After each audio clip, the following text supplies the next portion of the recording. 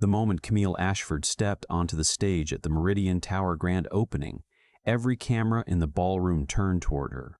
Not because she was beautiful, though she was, in a quiet, deliberate way that made people look twice. Not because she wore a gown that cost more than most people's cars, but because the 60-story building gleaming behind the floor-to-ceiling windows, the one with her ex-husband's name etched in gold across the lobby, was hers. She had designed every line of it, every curve of glass, every angle of steel, every shadow that fell across the atrium at golden hour. It had come from her mind, her hands, her sleepless nights. And tonight, in front of 700 guests, she was about to prove that the man who stole her work had built his empire on a lie. But we're getting ahead of ourselves. Please, can I ask for a favor? Don't forget to like this video and subscribe to this channel. Your support means a lot and helps us bring you more exciting and heartfelt stories. Thank you. Now, let's dive into the story. 9 months earlier, Camille Ashford sat cross-legged on the kitchen floor of her sister's apartment in Queens, eating cold sesame noodles from a takeout container at 2 in the morning. Her phone was off. Her laptop was closed. Her 7-year-old daughter, Maisie, was asleep on the pull-out couch in the living room, curled around a stuffed elephant named General. And Camille had not slept properly in 6 days. 6 days since she discovered that her husband, Julian Ashford, CEO of Ashford Development Group, had transferred the intellectual property rights to her flagship design, the Meridian Tower, into a shell company registered in his name alone. 6 days since she found the filings buried in a folder on his office desktop, a folder labeled Tax Archive 2019, which was exactly the kind of boring name designed to make a person never click on it. Camille clicked on it because she had been looking for their daughter's immunization records. What she found instead was a paper trail showing that Julian had spent the past 14 months quietly erasing her from the project she had poured 3 years of her life into. Her name had been removed from the architectural filings. The original design contract, the one she had signed when Ashford Development was still operating out of a rented office above a dry cleaner in Hoboken, had been replaced with an amended version listing her as a contributing consultant. Her royalty agreement had been rerouted to a subsidiary she had never heard of, and the subsidiary was controlled by a woman named Serena Cross. Camille knew exactly who Serena Cross was. Serena was Ashford Development's chief marketing officer. She was 31, Yale-educated, effortlessly stylish, and she had been sleeping with Julian for at least 8 months. Camille knew because Julian had stopped trying to hide it. Not in the obvious way. No lipstick on collars. No mysterious late-night texts. Julian was more sophisticated than that. He simply stopped seeing Camille. He looked through her at dinner. He responded to her ideas in meetings with the polite, distant smile he gave junior interns. He moved his things to the guest bedroom and said it was because he had early calls with investors in London. Camille's sister, Diana, sat down beside her on the kitchen floor.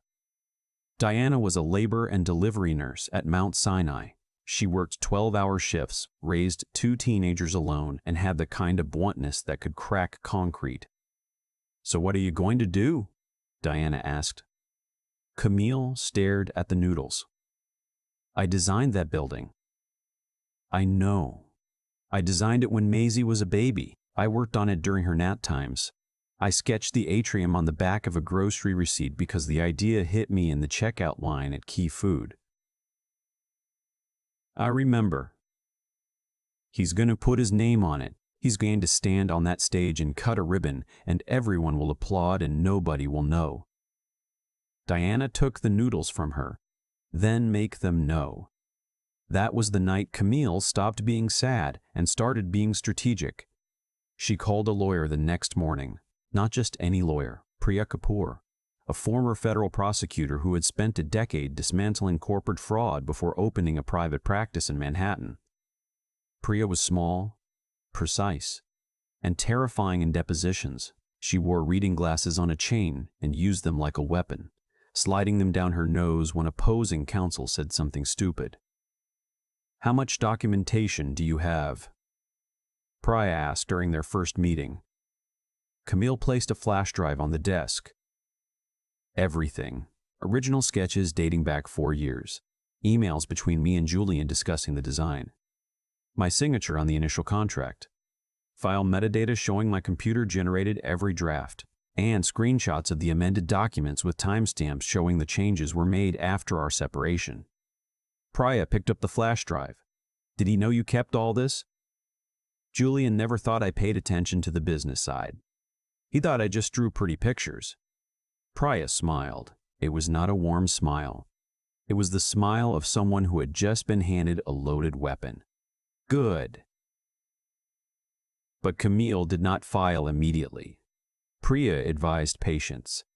If we move too fast, he'll claim the transfer was routine corporate restructuring. We need to show intent to defraud. That means we need to understand the full scope of what he's hidden. So Camille waited. She moved into Diana's apartment with Maisie. She told Julian she needed space, which was technically true. She enrolled Maisie in a school in Astoria. She took freelance drafting jobs to pay her share of groceries. She did not tell Julian about the flash drive, and she watched.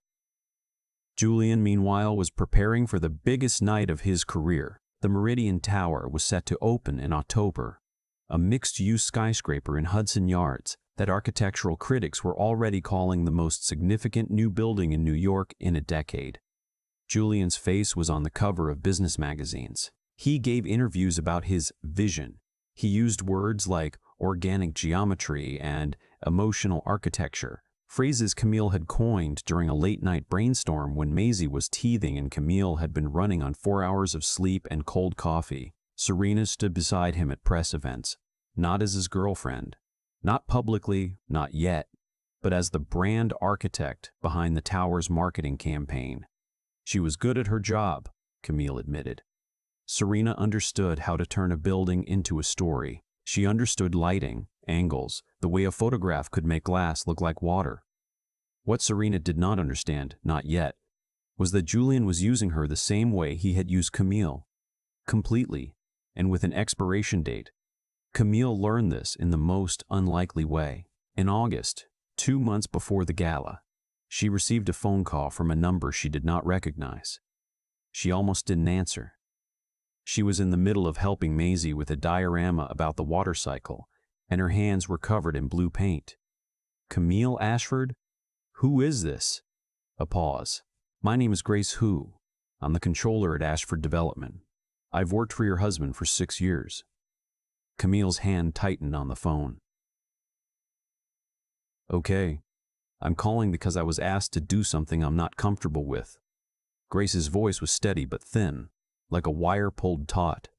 Mr. Brazy's voice was steady but thin, like a wire pulled taut. Ashford instructed me to backdate financial documents related to the Meridian Tower IP transfer. He wants the paperwork to show the transfer happened before your marriage, not after. Camille sat down on the edge of the bathtub. Maisie was singing in the other room. Why are you telling me this? Because I have a daughter too. She's 9. And I keep thinking about what I would want someone to do if my work was being stolen. Grace sent the documents that night, encrypted. Through a secure server Priya set up, the files showed not only the backdating scheme, but also a pattern of financial manipulation. Julian had been funneling licensing fees from the Meridian design into Serena's marketing company, effectively paying his girlfriend with money generated by his wife's intellectual property. Priya reviewed the files for 3 days. Then she looked at Camille across her desk and said, "We have enough to end him. The question is how you want to do it." Camille thought about it for a long time. She thought about Maisie asking why Daddy didn't come to her school play. She thought about the night she found the folder, how her hands had trembled so badly she had to sit on them. She thought about standing in the bathroom of Julian's penthouse, staring at her own face in the mirror and thinking, when did I disappear? I want to do it at the gala, Camille said. Priya raised an eyebrow. That's dramatic. He stole my building. He's going to stand on a stage I designed and take credit for my life's work in front of every person who matters in this industry. I want to be standing there when the truth comes out. Priya studied her. This could get ugly. It's already ugly. I just want it to be honest. Priya nodded slowly. Then let's make it honest. The next 6 weeks were a blur. Priya filed a sealed lawsuit, intellectual property theft, fraud, breach of fiduciary duty, and unjust enrichment. The filing was timed to become public record at exactly 8 time inside and 8 p.m. on October 12th, 30 minutes into the Meridian Tower grand opening gala. Camille was not on the guest list. Julian had made sure of that, but Grace, who was, and Grace added Camille's name to the event staff roster as a design consultant, which, as Camille pointed out, was technically what Julian's own amended documents called her. The night of the gala, Diana helped Camille get dressed in the cramped bathroom of the Queen's apartment. Camille wore a black dress she had bought at a consignment shop in Park Slope. It was simple, well-cut, and cost $47. Diana zipped up the back. "You sure about this?" Diana asked. Camille looked at herself in the mirror.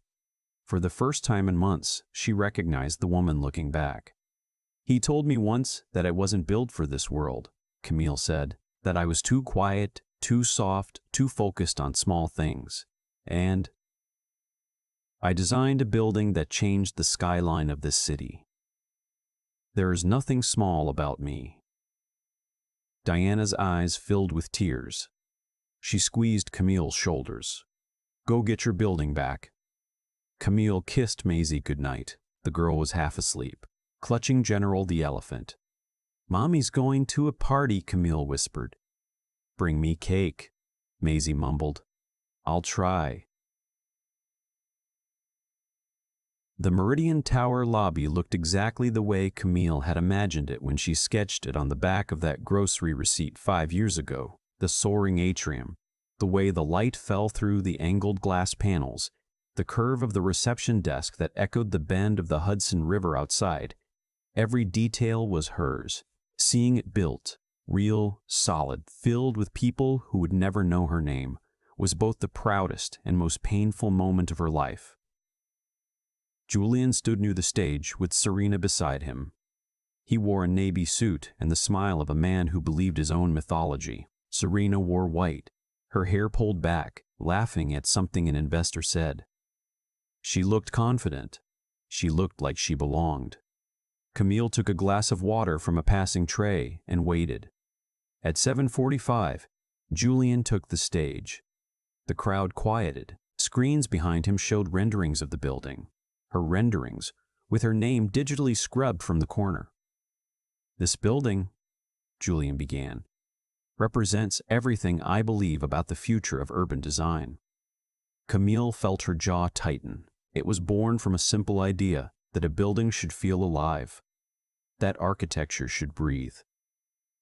She had said those exact words to him on their 3rd date, standing outside the Guggenheim in the rain. Julian continued for several minutes. He thanked his team. He thanked his investors. He thanked Serena by name for bringing the vision to the world. He did not mention Camille. At 7:58, Camille's phone buzzed. A text from Priya. "Filing goes live in 2 minutes. Press releases sent. Ready when you are." Camille put down her water glass and walked toward the stage. She did not run. She did not shout. She walked the way she always walked. Steady, deliberate, the way a person walks when they know exactly where they are going. Julian saw her when she was 10 feet from the stage. His face went through 4 expressions in 2 seconds: confusion, recognition, annoyance, and then something she had never seen before. Fear. "Camille," he said into the microphone, catching himself. "What a surprise." She stepped onto the stage. The room murmured. "I hope you don't mind," she said, her voice calm. "I wanted to see the building. After all, I designed it." The murmur became a wave. Julian's smile tightened. Camille was part of the early concept team. Camille was part of the early concept team. "I was the architect," Camille said. She did not raise her voice. She didn't need to. "I hold the original design patents. I signed the original contract. Every structural concept, Every material specification, every spatial plan in this building came from my drafting table. I have the documentation. As of about 60 seconds ago, so does every major architecture and business publication in the country. Julian's face drained of color. In the crowd, Serena's phone buzzed. Then another phone. Then a dozen. People began looking at their screens. This is not the place. Julian started. You're right, Camille said. The place was our home, where you could have been honest. The place was our marriage, where you could have given me credit. The place was any of the 100 moments where you chose to erase me instead of acknowledge me. But you didn't. So here we are. She turned to the audience. My name is Camille Ashford. I am the architect of the Meridian Tower. I'm also the woman whose intellectual property was transferred without her knowledge into a shell company controlled by her husband and his business partner. The legal filings are now public record. I'll let the courts take it from here. She stepped off the stage. The room erupted. Julian grabbed her arm in the corridor outside the ballroom. His grip was hard enough to leave marks. Do you have any idea what you've just done? He hissed. Camille looked at his hand on her arm. Then she looked at his face. Let go of me. You just destroyed everything. You. That's the word you always use. Everything you built. Your vision. Your legacy. She pulled her arm free. I'm not your ghost architect anymore, Julian, and I'm not your wife. She walked away. He did not follow. In the weeks that followed, the story spread the way stories do when they have teeth. The architectural community reacted first. Camille's original sketches, her metadata stamped files, her emails, all of it painted a picture so clear that Julian's lawyers couldn't smudge it. 3 major firms issued public statements distancing themselves from Ashford Development. The American Institute of Architects opened an ethics inquiry. Then the financial investigation began. Grace Hu's documents revealed not only the IP theft but also the licensing fee diversion. Serena's marketing company had received over $2 million in payments derived from the Meridian design, money that should have flowed to Camille under the original royalty agreement. Serena was subpoenaed. That was when things got interesting. Camille expected Serena to fight, to lawyer up, deny everything, protect Julian. That was the playbook of every mistress in every story Camille had ever heard. Instead, Serena called her. It was a Tuesday morning. Camille was dropping Maisie off at school when her phone rang. I know you have no reason to talk to me, Serena said. Her voice was different from how it sounded in interviews, smaller, less certain. But I need you to know something. Camille leaned against the chain-link fence outside the school. A crossing guard waved at her. She waved back. I'm listening. He told me you signed off on the transfer. He showed me documents, your signature, your approval. I didn't know they were forged until the subpoena. Camille closed her eyes. Of course he had. Julian didn't just betray people. He constructed entire realities to justify it. He also told me your marriage was over years before I came along, Serena continued. That you were separated. That you didn't care about the business side. And you believed him. I wanted to. It was easier. A pause. I'm not asking for forgiveness. I'm telling you I'll cooperate fully with the investigation. Everything I have. Emails, contracts, recordings. I'm turning it over. Recordings. Julian liked to talk strategy after. Serena stopped. After we were together. He thought I was asleep. I wasn't always. I started recording when things he said stopped making sense. Camille stared at the school building where her daughter was learning multiplication. Why? She asked. Why did you start recording? Serena was quiet for a moment, because last month he told me my marketing company was being restructured under a new holding entity. He said it was for tax purposes, but the language in the documents looked exactly like what he did to you. Camille almost laughed. Almost. He was going to do the same thing to you. Yes. The silence between them was heavy but not hostile. It was the silence of two women standing on opposite sides of the same wound, realizing the knife had been held by the same hand. "Thank you for calling," Camille said. "Thank you for answering. If you are enjoying the story so far, don't forget to like this video and subscribe to this channel. Your support means a lot and helps us bring you more exciting and heartfelt stories. Thank you." Back to the story. Serena's recordings changed everything. In one, Julian could be heard discussing the IP transfer with his attorney, explicitly stating that Camille doesn't know and won't know until the buildings open and it's too late for her to do anything about it. In another, he joked about Camille's naivety. "She thinks marriage means partnership. That's adorable. Marriage means leverage."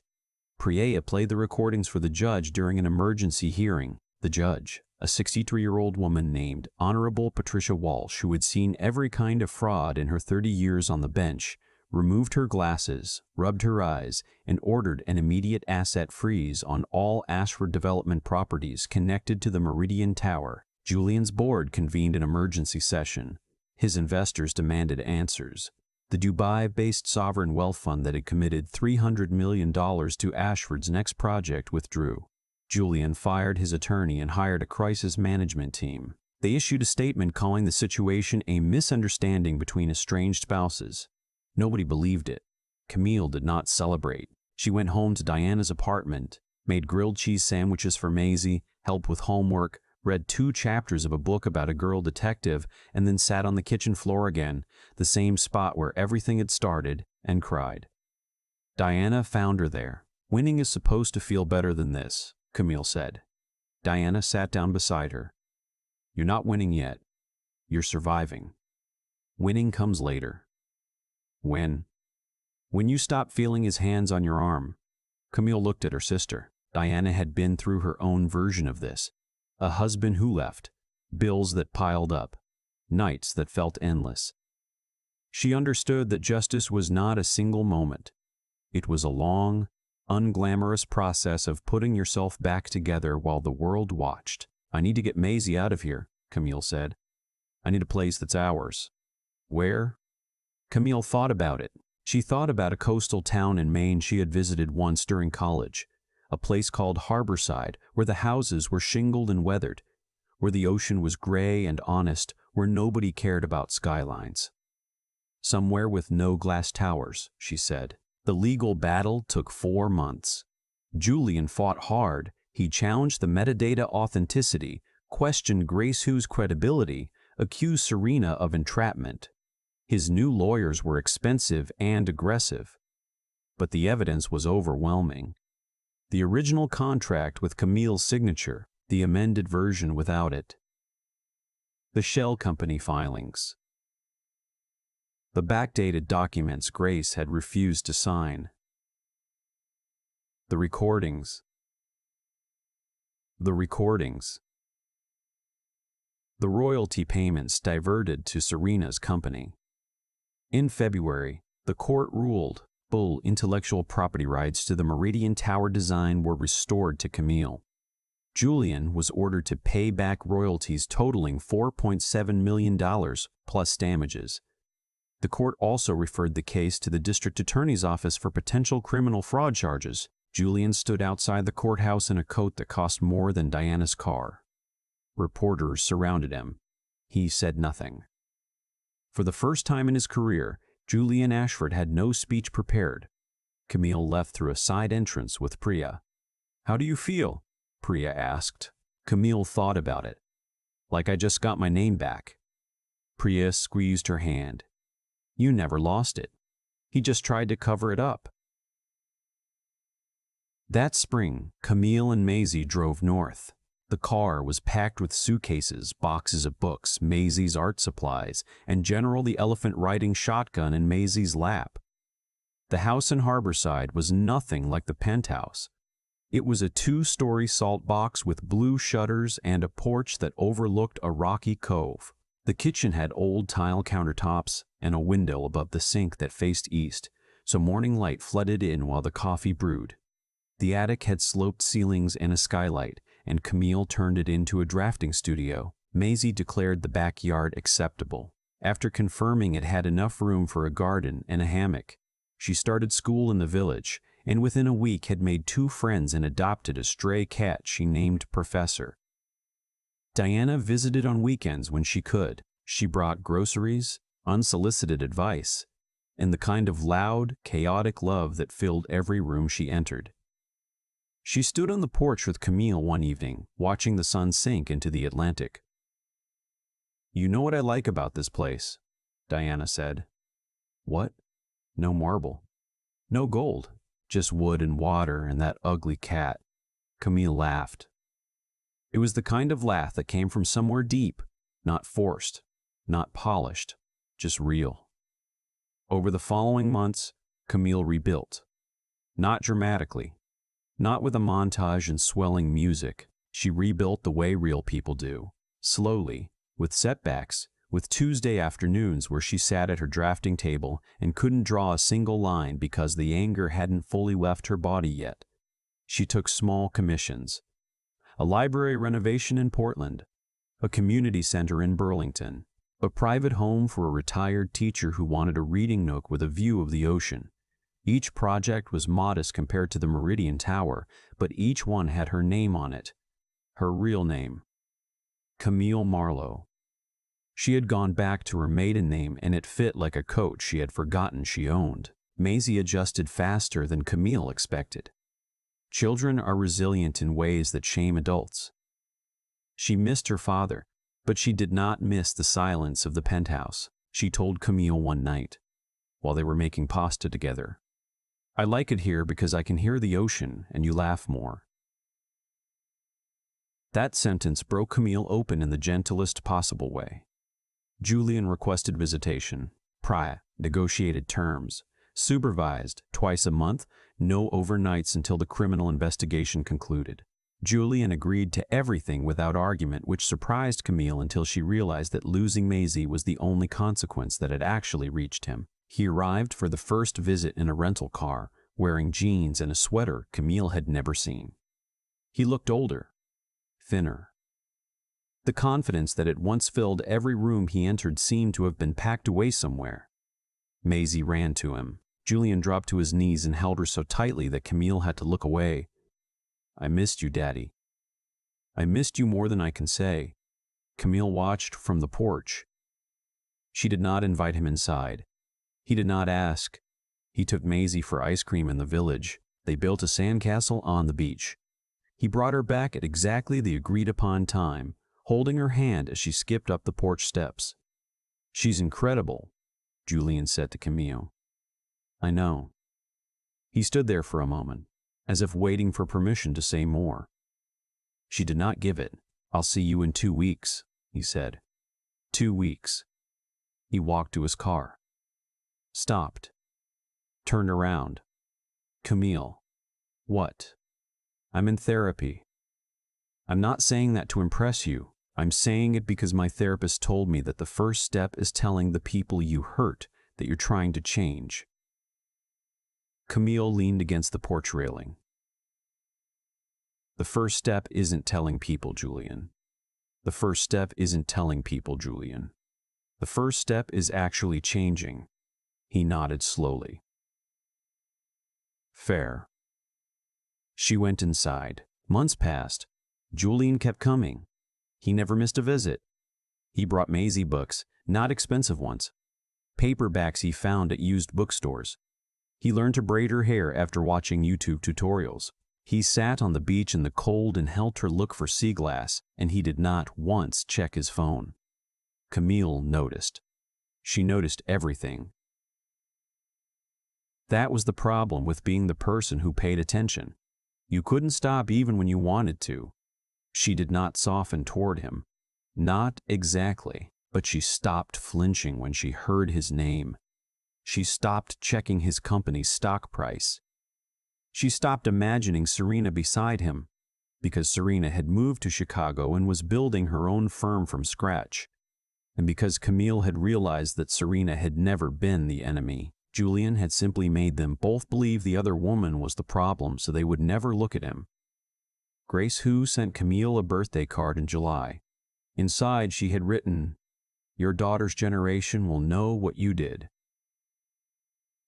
That matters. Camille put it on the refrigerator next to Maisie's drawings.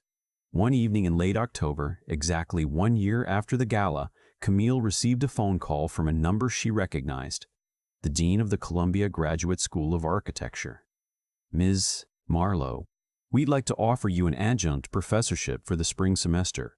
Your work on the Meridian Tower, and frankly, the way you handled the situation around it, has generated significant interest among our students. They want to learn from you.